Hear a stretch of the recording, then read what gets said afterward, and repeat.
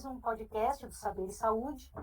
Hoje teremos um tubo de ensaio, que é o nosso podcast que trata de ciência e cientistas.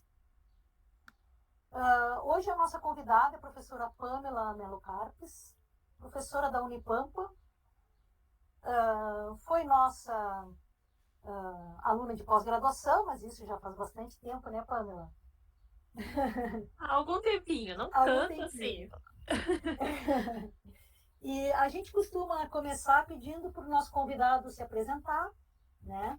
E começar a falar alguma coisa sobre a sua trajetória acadêmica, né? Sobre a sua linha de pesquisa, e aos pouquinhos a gente vai desenvolvendo a nossa conversa. Tá bom? Bem-vinda aqui para o nosso podcast. Muito obrigada, Fafá, pelo convite. É um prazer estar aqui com vocês. Bom, contando um pouquinho quem eu sou, né? A Flávia comentou que eu sou professora na Unipampa, que é uma universidade que fica localizada na fronteira oeste do Rio Grande do Sul. A Unipampa tem 10 campi em 10 cidades diferentes. Eu trabalho em Uruguaiana, que é uma região de tríplice fronteira com a Argentina e com o Uruguai. Sou egressa do programa de pós-graduação em Fisiologia da URGS, fiz o mestrado e o doutorado lá, e hoje também sou orientadora nesse programa, o que é bem legal para mim, né? Hoje ser orientadora no programa que eu tanto quis entrar. Eu sempre soube que eu queria fazer mestrado e doutorado lá, e em Fisiologia.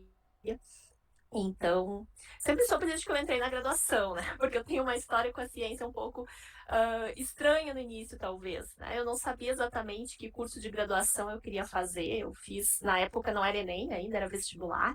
Então, eu fiz vestibular em várias universidades e para cursos completamente diferentes, né? Desde uma engenharia até farmácia, fisioterapia. Que E legal, não sabia essa parte, Pamela. eu não sabia o que eu queria ser. Quando me perguntavam, assim, eu não tinha a mínima ideia. E acabei começando fisioterapia.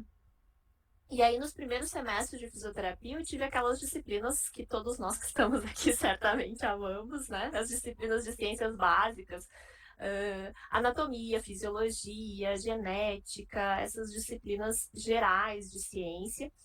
E aí eu me encantei, né? Eu vi que era aquilo que eu queria estudar para o resto da minha vida. Fui buscar iniciação científica. Na época eu comecei a fazer iniciação científica na área de fisiologia do exercício, mas a minha paixão mesmo era fisiologia humana. E fui para essa área. Onde que tu fizesse a fisioterapia? Eu fiz na Unicruz, na Universidade de Cruz Alta, uma Não. universidade comunitária, que era onde o meu pai e a minha mãe eram docentes também, em outras áreas, né? O meu pai é da área do direito, a minha mãe é da educação, mas eles eram professores universitários, então eu acabei fazendo lá, em função de questões familiares, né? Que eram os ajustes que a gente conseguiu fazer na época. Mas aí, quando eu estava na iniciação científica, eu aprendi o caminho que eu precisava fazer para ser, né, pesquisadora em fisiologia a partir da minha carreira. Então, eu entendi que eu tinha que fazer mestrado, que eu tinha que fazer doutorado e fui investigar os programas. E, ao longo da graduação, conheci o programa de fisiologia da URGS e comecei a traçar meus planos para tentar, posteriormente, fazer mestrado e doutorado na URGS. Isso aí é uma coisa bem importante, assim, que às vezes os alunos perguntam para a gente, né? Ah, eu quero fazer o doutorado. Eu sempre pergunto para eles, mas para que tu quer fazer o doutorado? O que tu pretende? O que tu te imagina fazendo daqui a 5 anos, daqui a 10 anos, né? Porque o doutorado, ele te prepara para a carreira acadêmica, né? Para ser pesquisador, para ser professor universitário. A pessoa que tem uma carreira, nós que trabalhamos com a área da saúde, né? Que tem seu consultório, que tem, não necessariamente ele precisa fazer um doutorado, né? Talvez não seja Sim. melhor para ele. Na verdade, depende muito do que tu te imagina fazendo no futuro, né? As profissões da área de ciências biológicas e ciências da saúde dão várias possibilidades de atuação no futuro.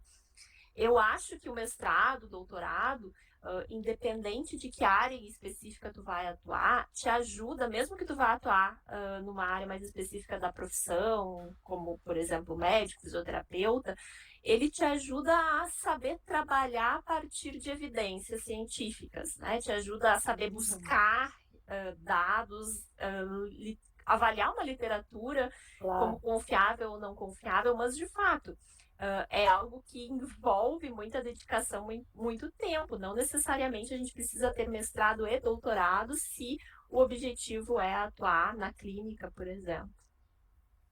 Fala, Alex. Bom, eu dava uma recepção mais adequada para quando eu cheguei assim, meio atordoado. Mas é que hoje o dia realmente foi bem conturbado. Então, assim, bem interessante essa tua primeira fala, que eu achei que teu pai era do direito e a tua mãe era da educação, assim, mas tu foi para um outro lado, foi para a área da saúde, né? Tu fugiu das humanas, então, né? Mais ou menos, Alex. Eu diria que mais ou menos. Eu tenho um pezinho na educação também. Pois é, não, é justamente isso que eu ia comentar, assim, tu tem essa parte mais, entre aspas, né, mais fisiológica, mas também tu tem esse viés mais da educação. Como é que tu vê essas duas partes, assim, como é que tu chegou e administra essas duas partes? Então, eu acho que eu tenho que voltar um pouquinho no tempo para contextualizar essa ideia. A minha mãe, ela começou sendo professora de escola, né? Então, toda a minha infância, eu via minha mãe trabalhando de manhã e de tarde na escola e de noite fazendo faculdade de letras. Então, assim, era enlouquecedor ver aquelas correções de prova, aquele trabalho mais de sei lá quantas horas por semana, certamente muito mais do que 40 horas por semana. E eu dizia que eu podia ser qualquer coisa, menos professora, que professora eu não ia ser. Porque eu via ela correndo sempre para cima e para baixo. E o meu pai também, meu pai fez faculdade depois de casado. Eu já tinha noção do que ele estava fazendo. Eu não me lembro exatamente quantos anos eu tinha. Mas enfim, teve que trabalhar para poder casar, sustentar e formar família. Então ele fez faculdade posteriormente também. Então eu vi aquela área de educação toda como algo que envolvia muito tempo, muita dedicação, muito trabalho. E achava que não era exatamente isso que eu queria, mas eu não tinha a mínima ideia do que eu queria. E aí, na escola, eu sempre gostei muito de biologia. Mas eu tinha aquela visão de biologia como licenciatura, né? Eu vou fazer biologia, eu vou ser professora. Então, não vou fazer biologia, porque eu não quero ser professora. E aí, eu fui nesse caminho tortuoso, assim, e acabei. Quando eu fiz o vestibular, eu passei para fisioterapia em primeira turma e para farmácia em segunda turma. E aí, eu ficaria um semestre sem fazer nada. E a farmácia seria em Santa Maria. Então, a princípio, eu ia fazer farmácia.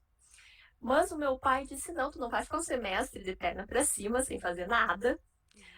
Começa aqui em Cruz Alta, que a gente consegue com mais garantia de manter, ver o que tu acha, e depois, se der, se tu ainda quiser, a gente troca para a farmácia, para Santa Maria. E no fim eu acabei ficando em Cruz Alta, porque comecei a iniciação científica e me envolvi nisso tudo.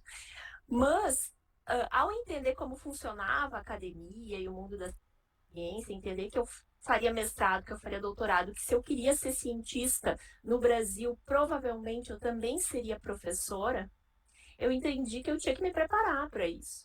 E aí não é como se eu não gostasse de educação, mas eu tinha aquela visão de que era algo que sugava muito, como se a ciência não sugasse, né? Uma visão bastante ingênua.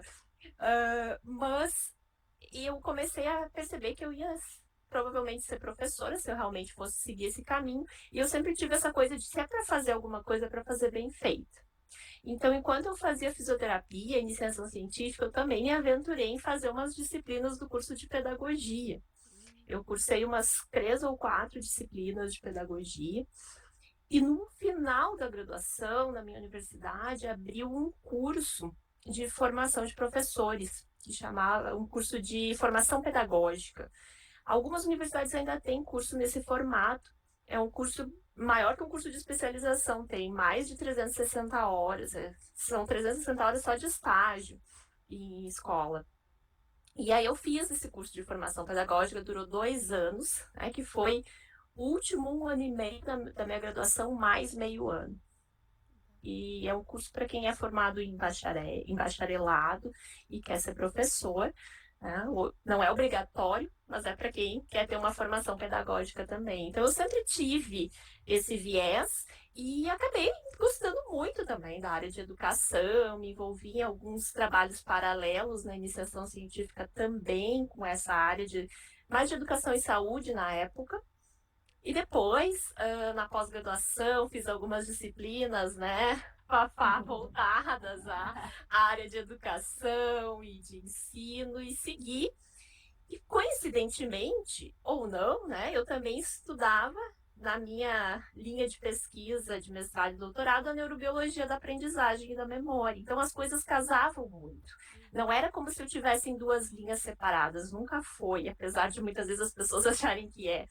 Eu consigo associar muito facilmente o que eu faço no laboratório, onde eu estudo mecanismos, estruturas, neurotransmissores, intervenções que interferem ali no processo de aprendizagem, com aquilo que a gente faz na escola. Uma coisa que eu acho, bom, todo mundo sabe que eu acho isso, mas eu acho que os professores do ensino superior não têm formação para isso. A gente não tem uma formação adequada. A gente vai meio que na tentativa e erro, assim, seguindo uma cultura que existe naquele lugar, então os professores ali fazem assim, a gente vai e repete. Mas Exato, um curso desse tipo que tu está falando, eu acho que todo mundo deveria fazer para não ser é muito professor. comum, né, Flávia? Eu não vejo, não é em todas as universidades que tem, e também como não é algo que é exigido e nem valorizado, eu diria, né? A gente valoriza a titulação. E publicação. Isso, e É o que publicação. vale. Né? Principalmente publicação, né? Fator de impacto e tal. Então, mas eu acho que isso passa por essa questão da desvalorização. E dentro da universidade, o que conta é a pesquisa, não o ensino. Então, Exato. é meio que um mal necessário, assim, acontece, porque tem que fazer. Tem que dar algumas horas em sala de aula, né? Mas não é porque seja valorizado dentro da universidade. Então, talvez por isso é que não tenha esses cursos também. Tu vê que em universidades privadas tem, né? Isso que a gente viu ali na tese da Gislaine, né? Me lembro disso. Tinha esse dado também. Porque como eles fazem menos pesquisa, claro, acaba o foco deles é o ensino. Né? Oi, Vanessa. Então, e daí, como é que tu chegasse no professor esquerdo? Então, daí nesse meio tempo todo em que eu estava na iniciação científica, pensando em pós-graduação, né, eu já tracei meu caminho e comecei a acompanhar ali a página. Na época não tinha muitas redes sociais, ou eu não tinha. Eu acho que era a época do Orkut, gente. Aí o Orkut era pessoal, não tinha Orkut dos programas. Era a época do Orkut. Então eu olhava na página do programa para me atualizar, enfim, tentava dar uma acompanhada nos professores, nas linhas de pesquisa do programa. E comecei, ainda na graduação, a gostar muito de neuro, não especificamente de memória, mas de neurofisiologia. Então eu olhei os professores que trabalhavam na área de neuro e mandei e-mail para alguns professores. O esquerdo não foi o primeiro professor que eu mandei e-mail, porque, gente, eu não sabia quem era o Ivan Esquerdo.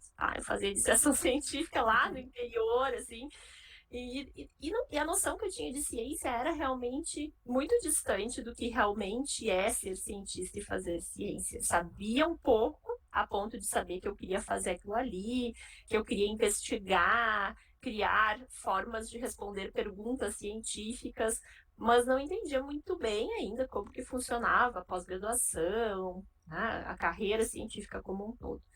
Mas eu fiz esse caminho, eu comecei a olhar ali os professores que orientavam. O que aconteceu é que na minha vida pessoal, paralelamente, muita coisa aconteceu nesse período também. Eu engravidei durante a graduação, e aí eu fiz o último ano da minha graduação, imagina só, fazendo a formação pedagógica, fazendo o curso e com o Vitor pequenininho, né? Porque eu engravidei ali no penúltimo ano, no último ano ele já acompanhou, porque eu me lembro que a minha formatura foi num dia e o aniversário de um ano dele foi no dia seguinte. Então ele fez o último ano de graduação junto comigo. Foi uma loucura, assim. Eu inventei que eu ia fazer um projeto experimental com ratos, porque eu nunca tinha trabalhado com ratos e eu queria trabalhar com ratos no mestrado, eu podia ter experiência. E aí foi uma logística enlouquecedora, porque eu tive que ir a Santa Maria, comprar animais para levar para Cruz Alta, montar um biotério na universidade. Mas foi muito legal, foi uma experiência que realmente valeu a pena e alicerçou, né, o que eu consegui fazer depois. Mas fazendo um viés também numa área que eu tenho atuado bastante, que é a área de mulheres na ciência e maternidade na ciência, foi um momento que foi bem desafiador também, porque no momento que eu engravidei e tinha um filho pequeno e todo mundo me conhecia, sabia que eu estava super envolvida com iniciação científica, que eu queria fazer mestrado e doutorado, eu senti que automaticamente as pessoas imaginaram que eu tinha que mudar meus planos, né? Que eu não precisavam nem me perguntar se eu ia mudar, eu já tinha mudado. Só que eu não tinha, eu queria seguir fazendo o que eu tinha me programado para fazer. Mas, ao mesmo tempo, eu ainda tinha uma mentalidade de que, de fato, ser mãe era algo que talvez não me impedisse, mas me dificultasse a minha trajetória. Então, quando eu mandava e-mail para os professores, eu mandava e-mail dizendo, olha, eu sou assim, eu já tenho experiência em fisiologia do exercício, Tenho filho de 1 ano. E tenho um bebê. Aí tu imagina, Flávia, quantos que me responderam. Eu recebi algumas respostas vagas, assim, no sentido de que não ia ter vaga naquela seleção. E alguns não me responderam nunca mais. Não sabem, hoje não relacionam aquele e-mail com essa pessoa, certamente, porque hoje são meus colegas. Mas, enfim, e o professor de esquerda, ele me respondeu no mesmo dia que eu mandei e-mail, que eu me lembro que era uma sexta-feira, e eu estava em estágio na faculdade, e eu mandei um e-mail para ele, sem saber direito quem era, ele me respondeu no mesmo dia, disse, te espero segunda-feira para tomar um café aqui. Ele já estava se mudando para a PUC, ele estava aposentando da URGS, né? Aqui no bar do hospital da PUC. E eu respondi, eu não posso ir porque eu tenho estágio. E aí eu cheguei no estágio e o meu orientador, na época, no estágio, meu supervisor, era o professor Rodrigo Plens, que hoje é professor na Ciências da Saúde, em Porto Alegre. E eu cheguei e disse, olha, professor, eu estou tentando me encaixar para fazer mestrado, mandei um e-mail para o esquerdo, ele me chamou para ir lá na segunda, mas eu já avisei que eu não posso, né, porque eu tenho estágio com o senhor. Rodrigo me olhou, se tu sabe quem é o professor esquerdo, tu não me aparece no estágio segunda-feira, tu vá para Porto Alegre, vá nessa entrevista e depois tu me conta se deu certo. E foi o que eu fiz. Aí eu fui para Porto Alegre e fiz a entrevista com o professor esquerdo. Que ano é isso, hein? Isso é 2005. 2005, eu entrei no mestrado em 2006. Tu vê, 17 anos mais ou menos. O Vitor fez 18 essa semana. Então. Tu vê que mudou bastante, né? Mudou, graças nesse período, né? Mudou bastante. A gente tem falado muito mais sobre essa temática, né? Sobre discriminação, preconceito, assédio na academia. Fala, Alex.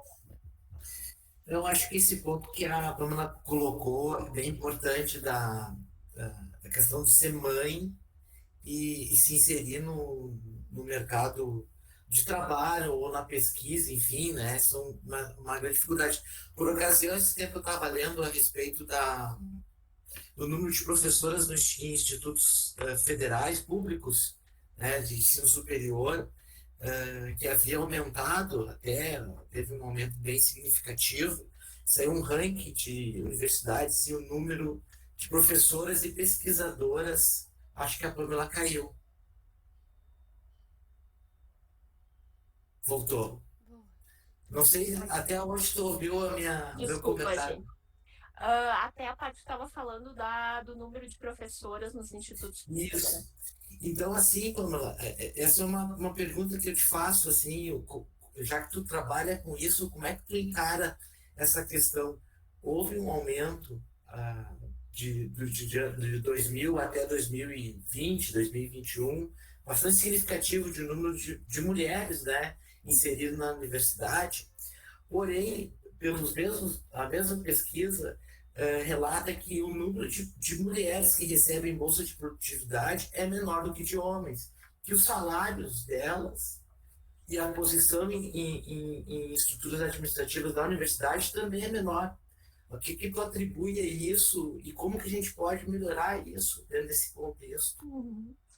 Esse é um tema super importante mesmo, Alex. A gente tem visto que no Brasil a gente tem uma posição, de certa forma, melhor que em outros países no que diz respeito à participação de mulheres na ciência. Se a gente for olhar números totais de pesquisadores e pesquisadores cadastrados no CNPq, por exemplo, hoje tem igualdade de número de homens e mulheres, né? Porque ali tu está olhando todo, né? Mas realmente, quando faz essa estratificação, olhando bolsistas do CNPq, por exemplo, na iniciação científica tem muito mais meninas e mulheres, mostrando então que a gente tem interesse, a gente tem vontade, a gente quer fazer ciência, mas como tu falaste nas bolsas de produtividade, quanto mais alta a bolsa, maior é a diferença entre homens e mulheres, tendo muito mais homens em bolsas nível 1A, né, que é a mais alta antes da sênior, a diferença é gigantesca e isso em todas as áreas. Claro que em algumas áreas quase não tem mulheres, como a física, por exemplo, mas em todas as áreas tem essa diferença de gênero. Tem muitos fatores que nos ajudam a explicar isso. A gente tem a questão do assédio no ambiente universitário, que, bom, a URGS tem um trabalho bem legal nesse sentido, a professora Márcia Barbosa trabalha muito nessa linha, né? Assédio moral e assédio sexual é muito presente em ambientes que têm essa posição de liderança em relação a alguém que é orientado, como é o caso que acontece na universidade. Isso afasta muitas mulheres da academia. A gente tem a questão do preconceito e do que nós chamamos de viés implícito, né? Que por mais que a gente verbalize e tenha consciência e não queira exercer alguns tipos de comportamentos preconceituosos, a gente está inserido numa sociedade que desde que a gente é pequeno nos ensina ou tenta nos ensinar que algumas coisas são mais masculinas, outras são mais femininas. A gente, quando é criança e é menina, recebe boneca e panelinha para brincar, menino outros brinquedos. Então isso vai, mesmo que inconscientemente, moldando o nosso jeito de ver o mundo. E muitas vezes a gente tem, sim, essas atitudes, esses vieses, né, sem querer, sem perceber, que acabam fazendo também porque a gente tenha comportamentos discriminatórios. Na ciência, por exemplo, tem trabalhos que mostram que existe uma diferença muito significativa na avaliação de um currículo ou de um artigo científico, quando a avaliação é cega, sem identificação da autoria, e quando a avaliação permite identificar se o autor ou se o candidato é homem ou mulher. Que geralmente quando tem essa identificação, a avaliação dos homens é mais positiva que a das mulheres. E isso independe do avaliador ser homem ou mulher. Então a gente tem esse viés de que homens têm mais propensão, têm mais qualidades para esse tipo de trabalho. Então tem vários. É estrutural. É estrutural, exato. Não, nem penso. Então tem isso, tem essa questão da representatividade. Se já tem muito mais homens lá, eu não enxergo mulheres lá, então aqui não é um lugar para mim. E tem também a questão da maternidade e dos cuidados, eu diria, não só a maternidade, cuidado em geral, cuidado doméstico e cuidado de pessoas. A mulher é, no Brasil e no mundo, muito mais responsável pelo cuidado da casa, cuidado dos filhos e também cuidado de familiares idosos ou dependentes do que os homens. Acaba sempre recaindo muito mais sobre as mulheres do que sobre os homens, e isso dificulta o trabalho científico que, né, a gente sabe, não são as 40 horas por semana, a gente tem que estar sempre atento ali a e-mails e revisões e tudo mais. Eu acho que dificulta desde sempre, né? Eu estava vendo outro dia meninas que saem da escola, que nem terminam o ensino médio, por exemplo, às vezes tem ensino fundamental porque engravidam. Sim. Né? Ou porque precisa cuidar da mãe ou de algum familiar, ou alguma coisa assim. E aí elas abandonam já lá, bem no começo. Então, exato. Nunca mais vão voltar para estudar, para um dia, né? Já corta ali a... Isso eu acho que é algo que eu preciso sempre falar também, assim. Eu venho de um local de muito privilégio. Eu sou branca, os meus pais eram professores universitários, e eles tinham condições de me dar suporte para que eu permanecesse na trajetória que eu tinha programado, mesmo tendo um filho pequeno. A maior parte das mulheres acaba tendo que realmente fazer uma escolha, né? Sim, porque a a estrutura, tu não tem uma estrutura de apoio, né? Que poderia ter Uma rede, né? uma rede de apoio, de creches, enfim, de outras coisas que poderiam ajudar, né? Que envolve dinheiro também, né? Não só, a gente tem creches públicas, obviamente, mas tu precisa ter recursos para se sustentar, para sustentar teu filho, para transporte. As bolsas não são suficientes, né? A gente sabe o quanto elas estão defasadas em valores, inclusive não são suficientes para uma pessoa, quanto mais para uma família. Sim, sim. E essa questão do assédio na universidade é uma coisa muito séria também, né? Porque tu vê bom, existe em toda a sociedade, na verdade. A universidade reproduz essa Exato. coisa de tu ser chefe, ter o poder e submeter, né? E sempre Os existiu, outros. né, Flávia? Só que nos Sim. últimos anos tem se falado mais sobre isso. Eu não sei se vocês chegaram a ver, mas eu estava até falando sobre isso ontem. Vai ser a HBO vai lançar uma série documental sobre assédio nas universidades brasileiras. Alguém me disse, a minha aluna deu um depoimento. Mas, claro, não em relação à pessoa que me contou, mas a outra situação que ela vivenciou na universidade. Eu acho que vai ser um documentário bem Legal. interessante para a gente trazer esse debate para dentro da sociedade. Se não me engano, estreia dia 7 de setembro. Um dia bem significativo. É. Pamela, eu me lembro que eu acho que tu. Não sei bem quando é que tu começasse a te aprofundar mais nessa questão da mulher na ciência, mas eu me lembro que teve aquele prêmio L'Oréal, né? Foi a partir daí. Explica para nós como é que é esse prêmio, assim, qual é que importância teve isso, assim, na tua... Flávia, foi um divisor de águas, né? Eu terminei o doutorado aí na URGS e vim para a Unipampa e, bom, eu encontrei aqui um caminho muito propício para começar algo novo, porque a universidade era nova, é uma universidade nova, né? Uhum. E na época estava em implantação. Então a gente tinha recursos para começar alguma coisa que é diferente de chegar numa universidade que já está implantada, né? Então eu consegui montar um laboratório, deu trabalho, foi uma função e tudo mais, mas eu consegui dar os primeiros passos. E aí, a Fundação L'Oréal, junto com a Unesco e as academias de ciência dos países que são parceiros nesse projeto, ela lança todo ano o prêmio para mulheres na ciência em alguns países do mundo. E o Brasil também tem há bastante tempo já esse programa. Eu não sei há quanto, mas certamente é mais de 10 anos.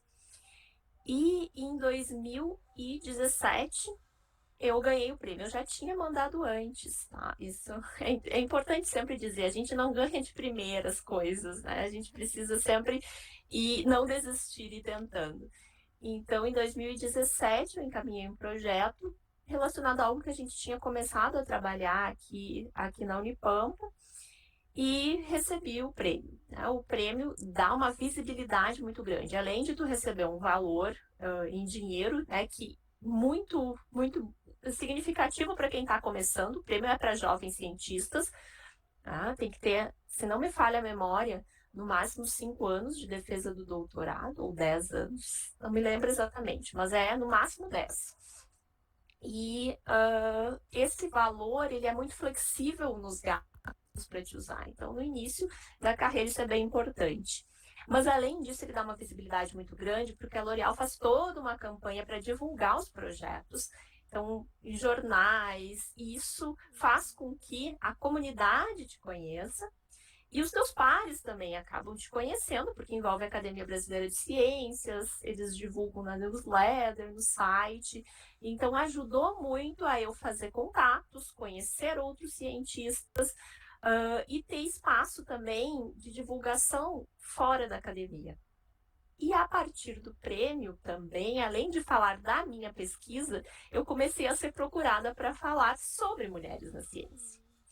E aí, para poder falar sobre isso, eu comecei a pesquisar sobre esse tema, né? E aí que eu entrei nesse mundo aí que hoje acabou que grande parte do meu tempo eu acabo dedicando para essa causa. Assim. Me envolvi em pesquisas relacionadas a esse tema e especialmente relacionadas à maternidade e ciência, né? Hoje eu faço parte do Parenting Science, que é um movimento que busca levantar dados sobre o impacto da parentalidade na carreira científica de cientistas brasileiros. Prof, uma questão além de ser mulher, que adiciona ao fato de ser mulher, é a questão da faixa etária também, né? Quando a pessoa é mais jovem, ela enfrenta um preconceito, sim, em relação a ser mulher e ainda ser jovem. Parece que ela não tem o conhecimento suficiente. Eles batem de frente achando que a pessoa não é suficiente, nem como cientista, nem no que ela faz, nem como professora. É geral, tem dados, tem algo que fala sobre isso também, a relação da idade. Porque você também ingressou jovem na carreira. Sim, mas eu acho que eu tive um diferencial de entrar numa universidade que estava em implantação e que não era todo mundo que queria vir para cá. Eu digo que a gente desbravou e realmente, assim, olha, eu fiz de tudo. Eu até pintar a sala e carregar equipamento, porque não tinha laboratórios aqui na Unipampa, né? A gente montou laboratórios. Então, não era todo mundo que queria vir para cá. A gente brincava até no início que era um trampolim, porque muita gente fazia o concurso para vir para cá já com uma transferência engatilhada para ir para outro lugar. Era bem difícil no início por causa disso. Hoje isso não está acontecendo mais, porque mudou um pouco as regras para esses processos de transferência e também já não tem mais tanta vaga para concurso, né? Mas no início era bastante assim. E aqui na Unipampa eu sou do grupo das mais velhas, porque acaba que quem veio para cá são os jovens, né? Os que estavam dispostos a começar algo 100% novo. Então eu não vivenciei muito esse tipo de situação aqui. Eu acho que em outros espaços, nas sociedades científicas, por exemplo, acaba acontecendo sim isso, né? De a gente dar muito mais ouvidos, muitas vezes, para quem já tem experiência. E, por um lado, é assim que funciona, porque realmente aquelas pessoas têm mais experiência e podem, inclusive, ajudar os jovens. Mas no momento em que a gente tem esse tipo de ação, prêmios que reconhecem, como esse, por exemplo, que é específico para jovens cientistas, a gente consegue também criar espaços de oportunidade. Eu acho que o prêmio também ajudou nesse sentido, assim.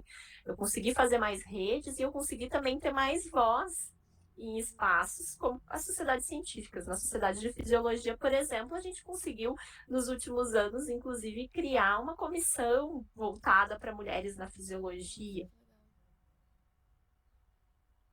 Entendi, prof. Seria o meu comentário em relação quando a gente compara por exemplo, uma mulher jovem falando e um homem jovem falando. Tem uma...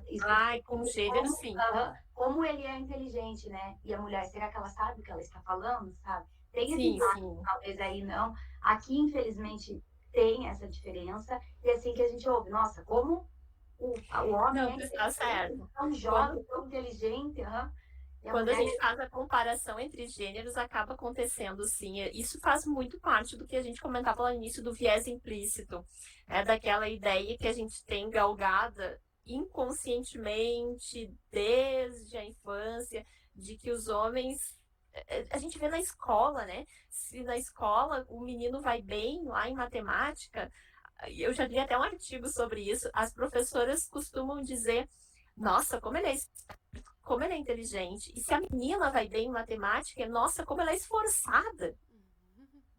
Então a gente tem isso muito presente culturalmente. Incrível. Aí a gente reproduz na universidade também. Exato.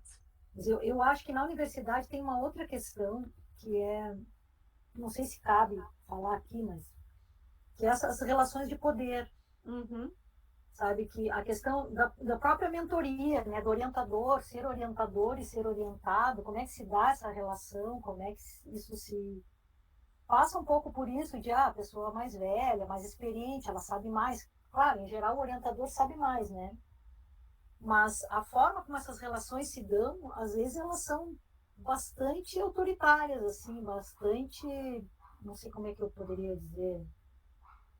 Eu entendo o que tu quer dizer, assim... A gente acaba, às vezes, reproduzindo o que vivenciou, né, Flávia? E sem refletir sobre aquela questão, a responsabilidade que a gente tem sobre o nosso estudante, o que a gente fala para ele, depende muito da forma como a gente fala. E muitas vezes eu acho que às vezes acaba sendo algo não intencional na correria ali do trabalho, das 1000 demandas que a gente tem, muitas vezes acaba saindo de uma forma não tão cuidadosa, mas a gente precisa de fato refletir sobre o impacto que isso tem. Nós já fomos estudantes, né? E a gente sabe o quanto escutar algumas coisas, a gente fica depois reverberando naquilo e até se questiona se aquele espaço é um espaço que é para nós, né? Mesmo na graduação, né? Tu vê essa relação de poder do professor que meio que, Exato. que é um tirano, assim, sabe? Fica lá se exibindo, dizendo, ai, eu fiz pós-doc não sei aonde. Tem vários aqui na URGS, assim. Como Ai, se eu essa fiz relação pós-doc na Inglaterra. Aí porque eu fui fico se exibindo e cria essa coisa, assim, muito... afastando muito o aluno, mostrando muito o poder que ele tem, como ele é bom, sabe? Fala, Alex.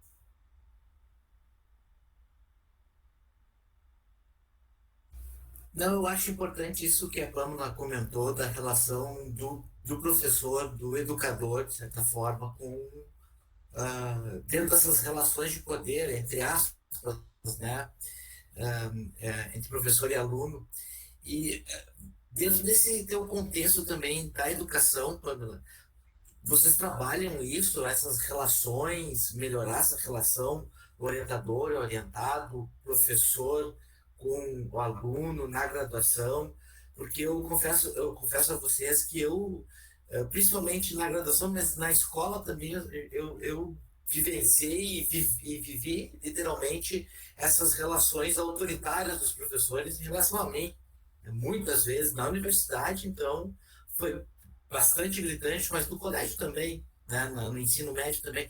Então, eu queria saber de ti se vocês estão conseguindo trabalhar esses assuntos, para melhorar esses nossos pós-graduandos que vão ser mais adiante professores também em universidades, para que eles não repitam, né, essas situações bastante desagradáveis e que, de fato, a Flávia falou muito bem, impactam os alunos, né? Porque são pessoas, antes de mais nada, são pessoas, impactam e esse impacto permanece, né? Pelo menos em mim permaneceu. Às vezes eu até conto para a Fernanda assim, algumas situações anedóticas, ela acha que é mentira, isso aconteceu comigo, eu digo para ela, isso aconteceu comigo.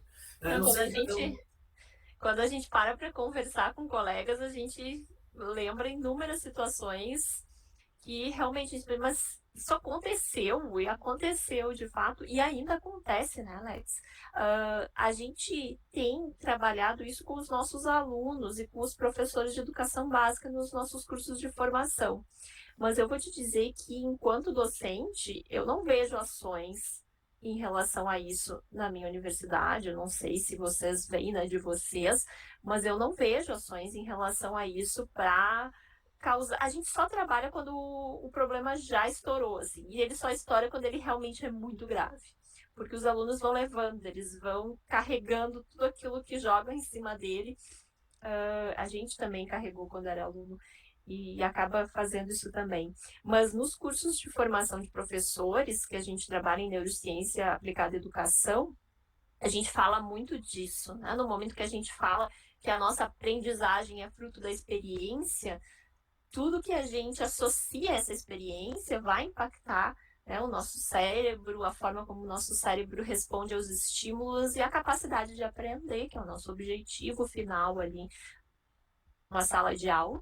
E a gente também tem trabalhado isso, eu e a professora Maureen e a professora Lidiane, que são minhas colegas aqui no programa multicêntrico em Ciências Fisiológicas, a gente divide uma disciplina de ensino de Ciências Fisiológicas na pós-graduação.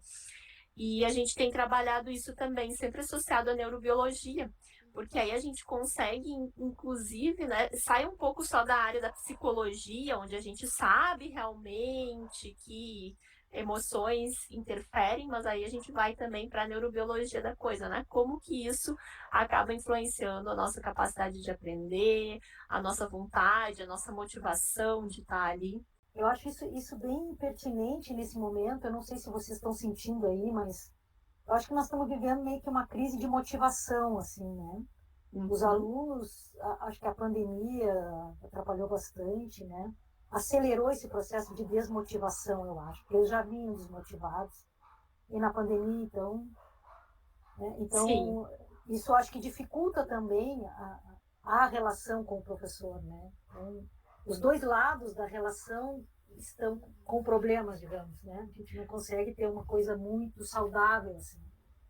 Com certeza essa volta ao presencial, né, após esse período de distanciamento, não está sendo fácil. A gente queria muito voltar, eu acho que tanto os professores como os alunos, mas ao mesmo tempo a gente está numa fase de readaptação, de convivência, está sentindo o quanto o distância física, esse período de distância física que a pandemia acabou fazendo com que a gente tivesse que vivenciar, né? Agora que a gente está vendo o impacto que isso realmente causou, o quanto está sendo difícil retomar a rotina, se reorganizar, até em questão de tempo, né? A gente hoje tem que somar quando eu começo a pensar, assim, tem dias que eu me sinto como se eu não estiver com o meu celular, não estiver olhando ali as notificações, eu não estou trabalhando. Né? Sendo que eu estou lá com os alunos no laboratório, porque a gente ficou 2 anos só dependendo daquilo ali, Sim, sabe? fazendo tudo pelo celular, né? Uma coisa que me chama a atenção nos alunos, os alunos estão muito doentes, assim, deprimidos, ansiosos. Vários alunos de graduação me mandam e-mail dizendo: professora, eu estou tomando remédio, mas eu não estou conseguindo ir na aula. Vários. É uma coisa que eventualmente acontecia, mas eu acho que Tá muito mais frequente. Aumentou muito. Então, isso eu acho que a gente vai levar um tempo para equalizar isso aí, voltar. Não sei se nós vamos voltar, mas enfim, chegar a um nível aceitável aí de saúde mental, né? Na verdade é isso. E nas escolas isso está acontecendo também, né? Eu vi essa semana, acho que na newsletter da Sociedade Brasileira para o Progresso da Ciência, né? Alguns dados mostrando o aumento da violência no ambiente escolar, nesse retorno ao presencial.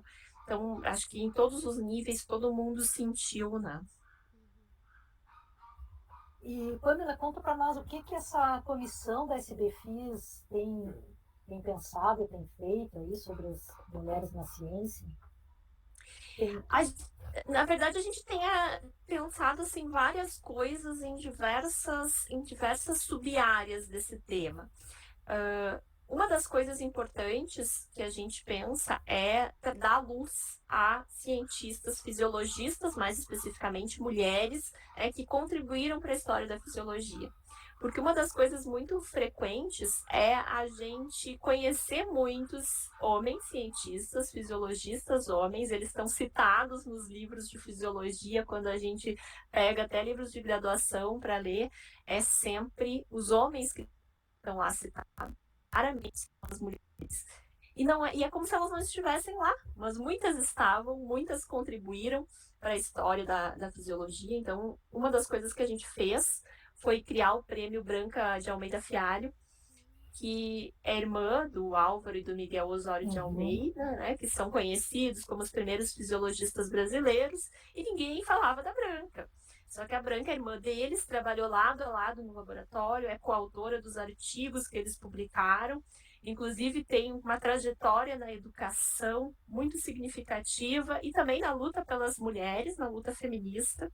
Então a gente criou esse prêmio que, ao mesmo tempo em que divulga o trabalho da Branca, também é um prêmio voltado para pesquisas com mulheres ou fêmeas como sujeitos, porque esse é outro viés das mulheres na ciência que a gente precisa ter um olhar importante.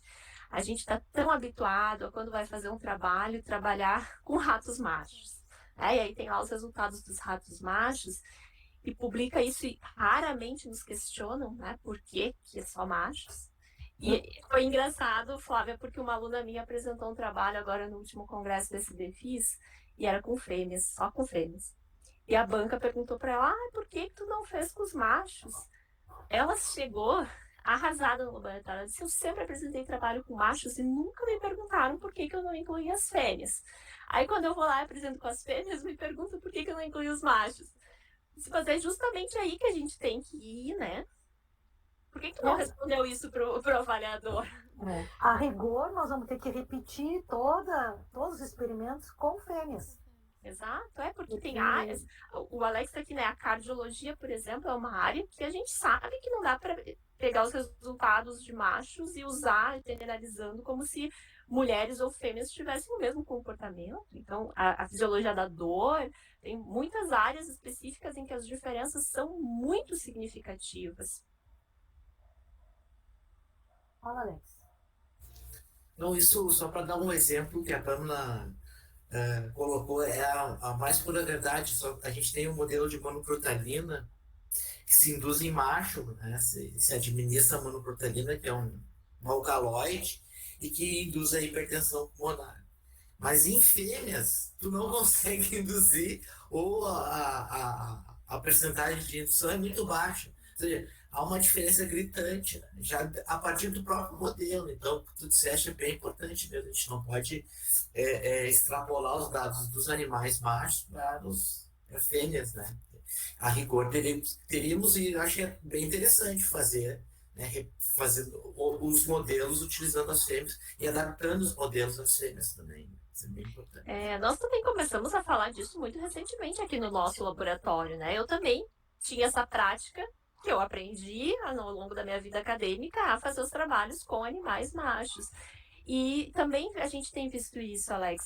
Nossos protocolos de exercício, por exemplo, a gente trabalha com exercício de corrida com roedores.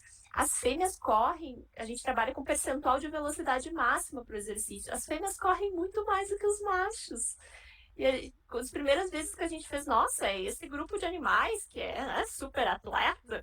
Mas não, a gente foi reproduzir, as fêmeas correm mais que os machos. Então tem uma diferença aí no sistema cardiorrespiratório, de alguma forma, que o exercício aeróbico elas conseguem fazer melhor que os machos.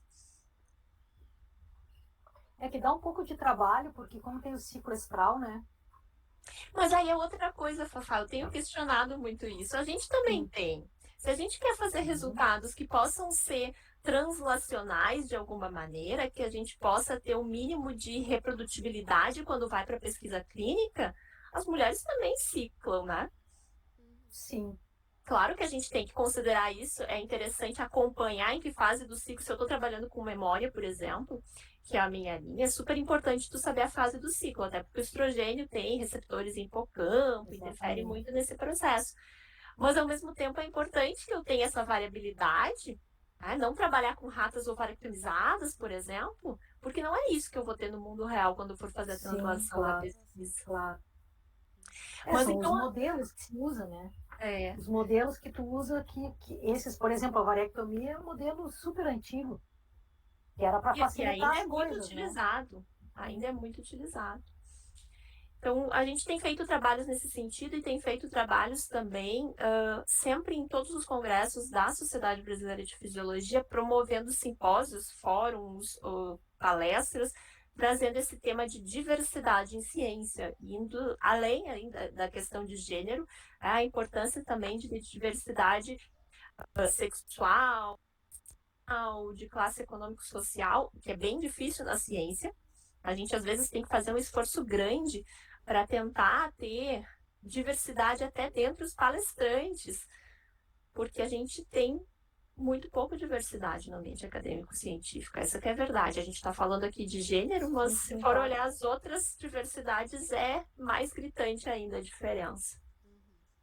Mas tem trabalhado nesse sentido, porque a gente muito a importância da diversidade no ambiente de trabalho. Tem muita literatura na área de negócios, administração, né, mostrando quanto empresas diversificadas são mais produtivas, mas nos últimos anos a gente começa a ter literatura também da academia, da ciência, né, que mostram que grupos de pesquisa que são mais diversificados fazem uma ciência melhor, porque tem discussões mais criativas, mais inovadoras, cada um com seu background diferente. Traz ideia. É diferente de todo mundo que está sempre junto e que vem no mesmo grupinho. É difícil trazer ideias novas, né? Eu acho que talvez esse lado mais empresarial, assim, da diversidade, é que vai acabar puxando o resto, porque como envolve dinheiro, eles querem lucro, então vai se, talvez, né, que não sei quanto tempo vai demorar, mas enfim, que se veja que realmente há uma vantagem financeira em ter um grupo mais diverso dentro das empresas, isso acaba meio que influenciando a sociedade, que acaba puxando o resto, né? E na ciência, os dados têm mostrado isso, que os grupos mais diversos têm ideias mais criativas, problematizam mais e acabam gerando ciência mais inovadora, que é, no fim, o que a gente quer. A gente quer fazer uma ciência cada vez melhor, né? O melhor possível. Claro. Pamela, conta para nós um pouco mais da tua pesquisa de laboratório mesmo. Assim. Tu orienta no multicêntrico e na fisiologia, e tem mais algum?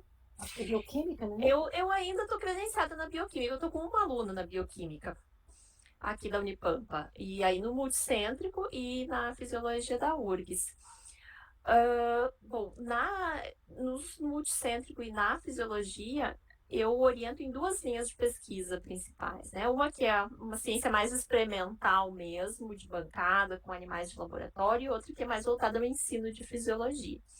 Na ciência de bancada, o que a gente trabalha aqui no laboratório é tentando entender as bases neurobiológicas da aprendizagem da memória em processos específicos. A gente já sabe bastante coisas sobre como o nosso cérebro aprende, mas ainda tem vários processos que precisam ser elucidados, né? A gente sabe que o hipocampo, uma estrutura do lobo temporal, é necessário para o processo inicial de consolidação da memória. A gente sabe que o sono é importante para que essa consolidação a longo prazo aconteça, mas tem vários subprocessos que ainda estão sendo estudados. Entre eles, a gente tem estudado o processo de persistência da memória. A gente consolida memórias, elas podem durar bastante. A gente tem aí memórias de longa duração. Mas por que algumas duram muito mais e outras muito menos? E aí parece que tem uma janela temporal de processos neuroquímicos que acontece 12 horas após a aprendizagem. A gente está querendo olhar um pouco disso também. A gente tem estudado também processos de generalização, de extinção e de reconsolidação da memória, né, que são processos neuroquímicos que podem modular o traço de memória. E a gente estuda também modelos de déficit de memória. Hoje, no laboratório, a gente está com projetos com um modelo de neurotoxicidade induzida pela beta-amiloide, que é uma proteína característica da doença de Alzheimer, né, entre marcadores neurobiológicos, é um dos fatores chaves para o desenvolvimento da doença, e também com um modelo de déficits por privação de cuidados no início da vida. Eu acho que o Fernando também desenvolve aí o mesmo modelo em Porto Alegre. Então, temos trabalhado com esses modelos, tentando tanto entender um pouco melhor a neuropatologia dessas situações, mas também com intervenções, principalmente exercício. A gente trabalha bastante com exercício físico, diferentes modelos, exercício de corrida, exercício de força, diferentes protocolos usando esses exercícios. Temos trabalhado com exercício multicomponente, que associa um pouco de cada um desses exercícios.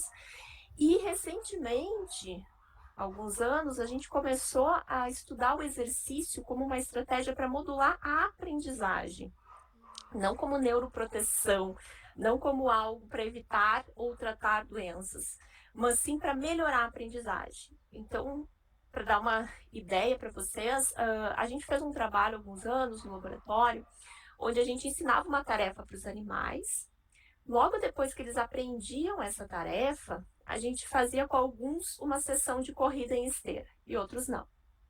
A gente viu que esses animais que faziam exercício, a memória durava muito mais do que aqueles que não faziam. Os que não faziam aprendiam, mas depois de um tempo esqueciam, o que é natural, o que reproduzia todos os outros trabalhos do laboratório. Mas os que faziam exercício aprendiam e aquela memória durava muito, muito, muito mais tempo.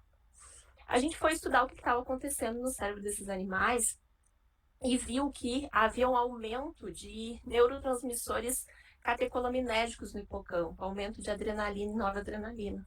Aí a gente estudou receptores noradrenérgicos e dopaminérgicos, identificou quais os receptores que, quando inibidos, impediam esse efeito de persistência da memória.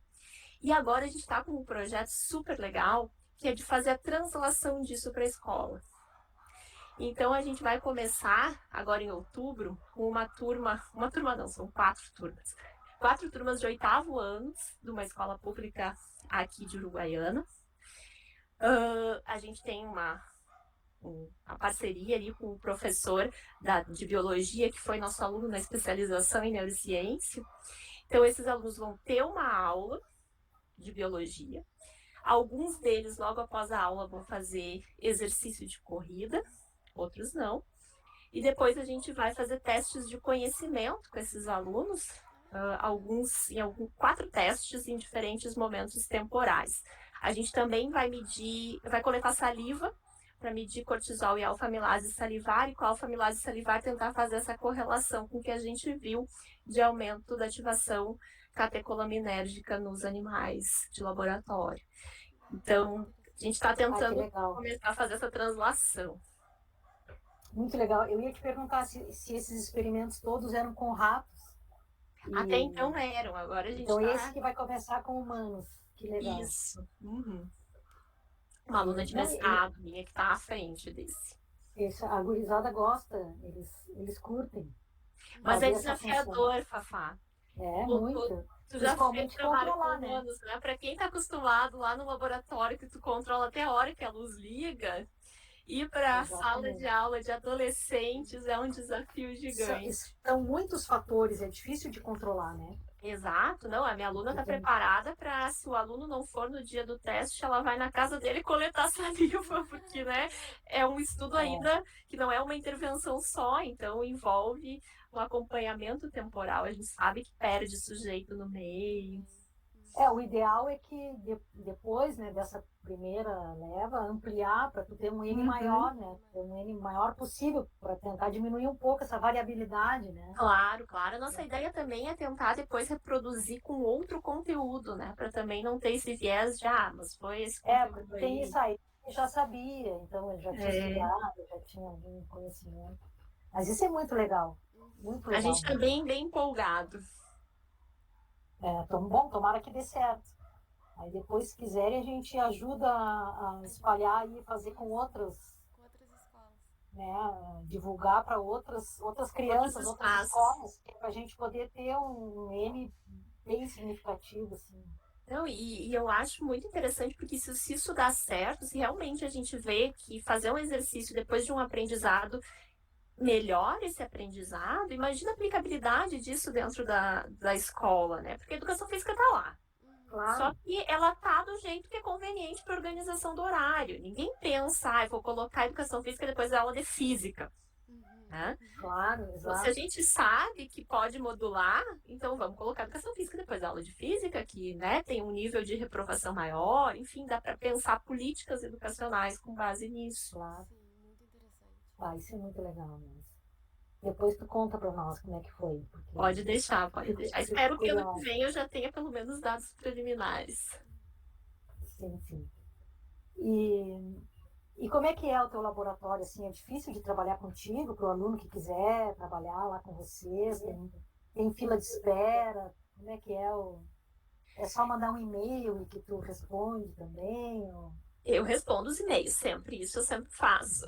Mas a gente costuma fazer, para iniciação científica, tem muitos alunos interessados, né? Então a gente costuma fazer uma chamada no início, às vezes faz 2 vezes por semestre, no início do semestre, mas pelo menos uma vez por ano a gente faz uma chamada para novos alunos de iniciação científica, que acaba sendo, na maior parte das vezes, a porta de entrada. Mas sempre tem um ou outro aluno que busca no mestrado. Mas assim, é só me mandar um e-mail que eu respondo. Sempre, até nessa semana mesmo, eu fiz uma videoconferência com 2 interessadas, uma delas, inclusive, que ia aí para a URGS. Então, a gente sempre conversa, assim. Legal. Sempre tem candidatos, né? Ainda temos, né, Flávia, mas diminuiu bastante o interesse pela pós-graduação nos últimos anos. Acho que todos nós temos sentido isso, né? Muito por causa do contexto atual de fazer ciência no Brasil, a desvalorização, a dificuldade de se inserir, de conseguir recursos para manter seu laboratório. O valor da bolsa. Exato. Vocês devem ter visto, né, vários artigos que saíram mostrando o quanto o poder aquisitivo das bolsas reduziu nos últimos anos. Sim, tudo parou, né? Não subiu mais, né? Há muitos anos. E a inflação subindo. Bom, legal, eu acho isso assim, o que todo pesquisador de área básica almeja é conseguir fazer depois, transpor aquilo, né, para tentar fazer o translacional. Acho essa ideia aí super legal. Bom, acho que é isso. Não sei se tu quiser, enfim, falar outras coisas que te interessem, que seja divulgado, a gente está aqui para isso, para Divulga o Instagram de vocês, prof. Vocês Ai, têm sim. divulgação científica, né? Isso, a gente tem, na verdade, 2 Instagrams. Tem o Instagram do grupo de pesquisa, que é o @gpfisunipampa. Lá no Instagram do GPFIS, a gente fala um pouquinho das linhas de pesquisa, das tarefas que a gente faz de comportamento animal, que a maior parte dos nossos estudos envolve essas tarefas para poder avaliar a capacidade de aprendizagem dos animais. Fala um pouquinho sobre o uso de animais em pesquisa, questões éticas, a gente tenta trazer um pouco dessas questões. Então, lá no Instagram do GPFIS tem algumas coisas sobre o nosso grupo de pesquisa em neurobiologia da memória. E também a gente fala da linha de ensino lá. E depois a gente tem um programa de extensão, que é o programa Pop Neuro, que tem várias ações de divulgação da neurociência com foco principal voltada para a educação escolar. Então, o Pop Neuro é um programa que está fazendo 10 anos esse ano. E a gente tem vários subprojetos. Um deles eu comentei aqui, que é o curso de formação de professores. É um curso que a gente já fez 10 edições com professores de educação básica, gerou um curso de especialização. A Flávia teve conosco em uma das edições, inclusive. Formamos vários professores aí nessa área. O Pop Neuro também faz atividades em escolas, com estudantes de educação básica. Então, todo ano a gente seleciona algumas turmas, dependendo da nossa capacidade física, relacionada a número de pessoas, e financeira, né? Porque a gente precisa de recursos. Então, a gente tem o que a gente chama de Neuroblitz. A gente vai uma vez por semana nessa escola fazer uma intervenção com a turma, uma intervenção majoritariamente prática, com atividades que permitem discutir temas relacionados à neurobiologia, principalmente neurobiologia da aprendizagem, que possam ser aplicáveis para a vida das crianças ou adolescentes. A gente já trabalhou com crianças e adolescentes, paramos na pandemia, e aí começamos a trabalhar muito no Instagram, divulgando conteúdos de neurociência, e voltando agora. E a gente está trabalhando esse ano com turmas de 6º ano de uma escola aqui de Uruguaiana. E o Pop Neuro também tem um informativo mensal, que é a Neuroinfo. É uma revista que fala cada mês sobre um tema específico de neurociência relacionado à educação. Tudo isso está lá no link no nosso Instagram, que é @programa Pop Neuro. As jovens cientistas, que a gente precisa ter persistência, porque infelizmente ainda tem muitas barreiras, especialmente para as mulheres, no ambiente de trabalho em geral e também no ambiente científico. Infelizmente é um ambiente de muita competitividade. A gente ainda está muito ligado a números. A nossa ciência ainda é muito quantitativa e aí as mulheres acabam ficando para trás em relação a isso por vários fatores, inclusive a maternidade. Então a gente acaba tendo que ser persistente, tem que mandar várias vezes até ganhar e a hora que vai, deslancha. Então não desistam no primeiro não, isso é super importante. Mas eu acho que, acima de tudo, vamos juntas, porque a gente consegue uma dar força para a outra, uma dar dicas para a outra. Eu vira e mexe, eu estou conversando com mulheres que eu não conheço, que estão na pós-graduação, ou que estão na graduação e que me mandam mensagens porque estão numa situação parecida com algo que eu já vivenciei. Eu acho que é por aí, a gente tem que se trocar ideias e experiências, o que deu certo, o que não deu certo, e não pode desistir. Eu acho que só o fato da gente falar sobre isso já é um avanço, né? O que a gente não pode é deixar cair assim, ficar só uma moda de falar sobre isso, mas de fato não mudar nada. A gente tem que insistir para que as coisas realmente vão mudando, né? Exatamente. E nós que já, né, temos uma posição, Flávia, temos também esse papel, né, de abrir caminho para que outros também possam chegar nesses espaços. Sem dúvida. Meninas, vamos meninas, fazer ciência. Valeu, Pamela, eu te agradeço muito, acho que foi ótimo. A gente fica aqui à disposição, de repente pode vir um outro dia, se tu quiser entrar em mais detalhes da linha de pesquisa e tal. A gente não quis, assim, te cansar demais. E sempre o foco, assim, de tentar divulgar mesmo, para que as pessoas possam ter ideia do que tu faz, né? E claro que a gente aqui deu só uma provinha, assim, para instigar a gurizada aí a entrar na ciência e a te procurar. Tá? Ótimo, muito obrigada pelo convite, pessoal, foi muito bom. É sempre bom, né, conversar, ainda mais sem roteiro, que vier ali na hora, a gente traz para a conversa. Eu acho que essa é a melhor forma da gente falar sobre ciência e envolver as pessoas na conversa. Obrigada pelo convite, foi ótimo.